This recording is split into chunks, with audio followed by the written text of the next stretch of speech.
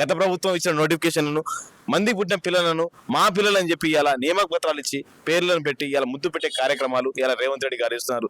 మీరు నిజంగా ఇచ్చిన ఉద్యోగాలు 11,692 ఉద్యోగాలు. మేము నిజం మాట్లాడుతున్నాం, మీరన్నా అబద్ధాలు ఆడుతున్నారు. కానీ ఇవాళ సభలో ఎక్కడొక్కడో మంత్రులు కానీ ఎమ్మెల్యేలు కానీ ఇలా మాట్లాడుతున్న విషయం ఏంటంటే 70,000, 60,000, 90,000 ఉద్యోగాలు ఇచ్చినాం, ప్రపంచంలో ఎవడే ఇవ్వని విధంగా మేము ఉద్యోగాలు ఇస్తామని చెప్పేసి ఇవాళ మీరు మాట్లాడడం జరిగింది. నిన్న అసెంబ్లీలో ప్రతిపక్షం మాట్లాడినప్పుడు మీరు ఎన్ని ఉద్యోగాలు ఇచ్చిన దానికి సమాధానంగా మీరు 11,000 ఉద్యోగాలు ఇచ్చారని చెప్పేసి మళ్ళీ ఆన్సర్ ఇవ్వడం అనేది అంటే అబద్ధాలు. ప్రతి చోట మీరే అబద్ధాలు ఆడుతారు, దొరికిపోతురు.